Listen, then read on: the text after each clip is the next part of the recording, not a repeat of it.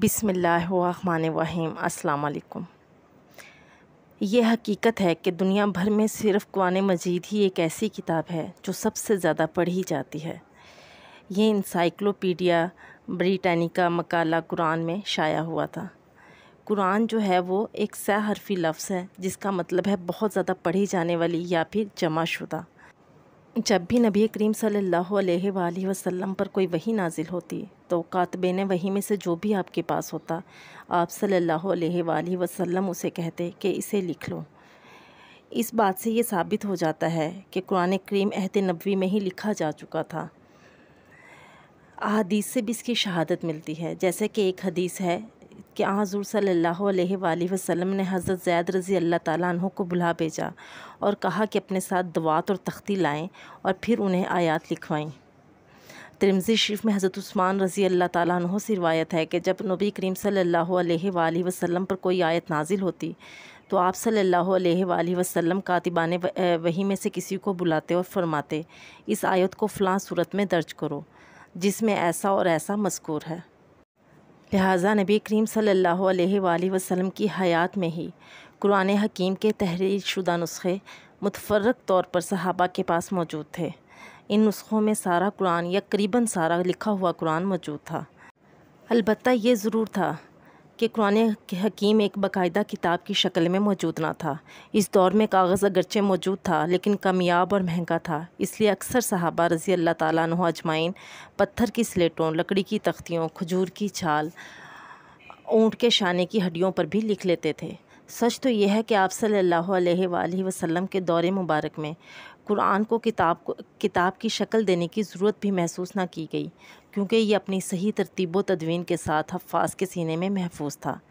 رسول اللہ صلی اللہ علیہ وآلہ وسلم کی رحلت کے بعد جب حضرت ابو بکر صدیق رضی اللہ تعالیٰ عنہ کی خلافت کا آغاز ہوا تو آپ رضی اللہ تعالیٰ عنہ کو بہت سے مسائل سے دوچار ہونا پڑا، جن میں سے ایک مدعیان نبوت کی سرکوبی تھی۔ اس سلسلے میں مسلمہ کذاب سے ایک خونریز جنگ ہوئی جسے جنگ یمامہ کہا جاتا ہے۔ اس جنگ میں بعض روایات کے مطابق 700 اور بعض کے مطابق 500 حفاظ شہید ہو گئے، جن میں کچھ قاری بھی تھے۔ یہ صحابہ حضور صلی اللہ علیہ وآلہ وسلم کے تربیت یافتہ تھے اور عرب و عجم تک قرآن کی تعلیم پہنچانے کے ضامن تھے، لہٰذا ان کی شہادت امت مسلمہ کے لیے ناقابل تلافی نقصان تھا۔ حضرت عمر رضی اللہ تعالیٰ عنہ کو یہ بہت شاق گزرا کہ یہ تو فتنوں اور جنگوں کا دور ہے، اگر اسی طرح مسلمان حفاظ اور قراء شہید ہوتے رہے تو امکان ہے کہ قرآن مجید کا ایک کثیر حصہ کھو جائے۔ اسی خدشہ کے تحت آپ نے حضرت ابو بکر صدیق رضی اللہ تعالیٰ عنہ کو مشورہ دیا کہ قرآن حکیم کو جمع کرنے کا اہتمام کیا جائے۔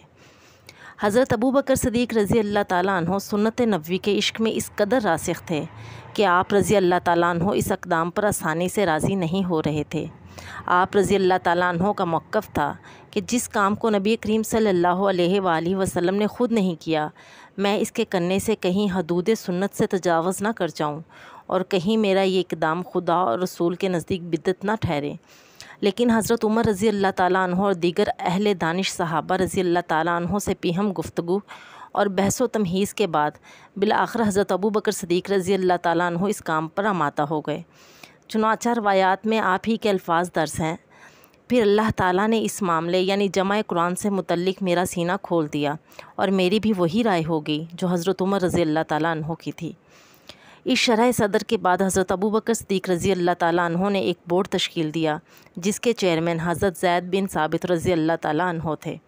حضرت زید رضی اللہ تعالیٰ عنہ نے بھی حضرت ابو بکر صدیق رضی اللہ تعالیٰ عنہ کی طرح پہلے اس کام کے کرنے میں پس و پیش کیا، لیکن اہل تدبر صحابہ رضی اللہ تعالیٰ اجمعین کے سمجھانے سے ان کے ذہن میں بھی معاملہ کی اہمیت بیٹھ گئی۔ حضرت ابو بکر صدیق رضی اللہ تعالیٰ عنہ کے فرمان سے حضرت زید رضی اللہ تعالیٰ عنہ کے پاس وہ تمام نوشتے پہنچا دیے گئے جو آپ صلی اللہ علیہ وآلہ وسلم نے خاص اہتمام سے لکھوائے تھے۔ اسی طرح دوسرے صحابہ کرام کے پاس قرآن کے جو مسودات تھے وہ سب بھی اکٹھے کر لیے گئے۔ حضرت زید رضی اللہ تعالیٰ عنہ خود بھی حافظ قرآن تھے، اس کے باوجود ان کی احتیاط کا یہ عالم تھا کہ کسی بھی صحابی کے لائے ہوئے نوشتہ کی تصدیق میں کم از کم 2 حافظوں کی شہادت لیتے کہ آیا یہ نوشتہ واقعی نبی کریم صلی اللہ علیہ وآلہ وسلم سے براہ راست سن کر لکھا گیا ہے یا نہیں۔ یوں حضرت زید بن ثابت رضی اللہ تعالیٰ عنہ نے قرآن پاک کے متفرق اجزاء کو اوراق پر تحریر کیا اور ترتیب وہی دی جو عہد نبوی میں تھی، اور یہ تیار کردہ نسخہ ہر لحاظ سے وہی قرآن تھا جو حضور صلی اللہ علیہ وآلہ وسلم پر نازل ہوا تھا۔ یہ نسخہ حضرت ابوبکر صدیق رضی اللہ تعالیٰ عنہ کی تحویل میں دے دیا گیا۔ اس کے بعد حضرت عمر فاروق رضی اللہ تعالیٰ عنہ کے پاس رہا۔ انہوں نے اپنی وفات سے قبل اپنی صاحبزادی ام المومنین حضرت حفصہ رضی اللہ تعالیٰ عنہ کے حوالے کر دیا۔ عہد عثمانی کے کچھ عرصہ تک یہ نسخہ انہی کی تحویل میں رہا۔ یہ بات مسلمہ حقیقت ہے کہ ہر زبان میں عرضی فاصلوں سے کچھ نہ کچھ فرق نمودار ہو جاتا ہے، جس کی وجہ سے اس زبان کی ذیلی شاخیں بن جاتی ہیں۔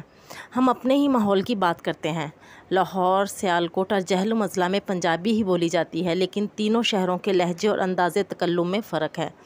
اسی طرح عربی زبان میں بھی علاقائی فاصلوں کی وجہ سے لہجوں میں فرق آ جاتا ہے۔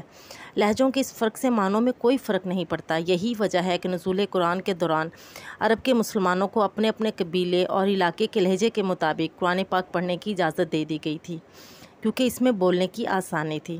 یہ رعایت اس وقت تک تو برقرار رہی جب تک صرف عربی زبان کے لہجوں میں اختلاف کا مسئلہ تھا، لیکن ہوا یوں کہ حضرت عثمان رضی اللہ تعالیٰ عنہ کے دور خلافت میں اسلامی قلمرو کے پھیلاؤ اور اسلام میں اجمیوں کے داخلے سے زبان کا یہ فرق اور وسیع ہو گیا۔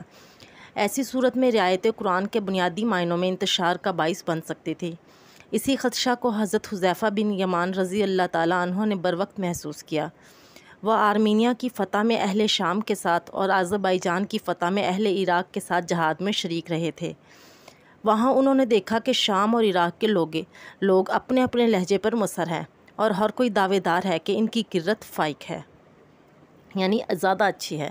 چنانچہ جب وہ حضرت عثمان رضی اللہ تعالیٰ عنہ کے پاس آئے تو عرض کیا، اے امیر المومنین، اس امت کی خبر لیجئے، قبل اس کے کہ وہ کتاب اللہ میں اسی طرح اختلاف کرنے لگیں جس طرح یہود و نصارہ نے اختلاف کیا۔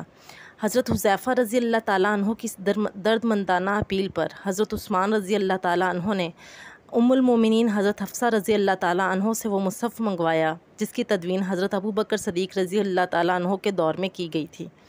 پھر آپ رضی اللہ تعالیٰ عنہ نے 3 صحابہ کی ایک کمیٹی تشکیل دی جس کی سربراہی اس بار بھی حضرت زید بن ثابت کے نصیب میں آئی۔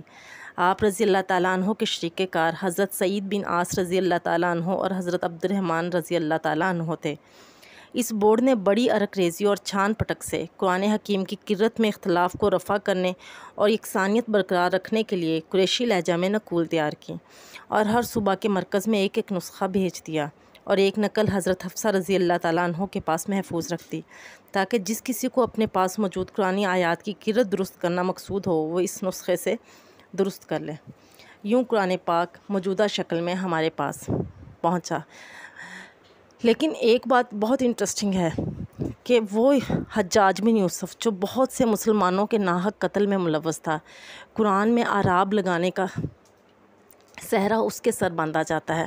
وہ شخص ہے جس نے پہلی بار قرآن پاک میں اعراب لگوائے تاکہ جو لوگ عرب سے نہیں ہیں ان کو قرآن پاک پڑھنے میں دقت نہ ہو۔ امید ہے آپ کو یہ ویڈیو پسند آئی ہوگی۔ جزاک اللہ خیرا کثیرا۔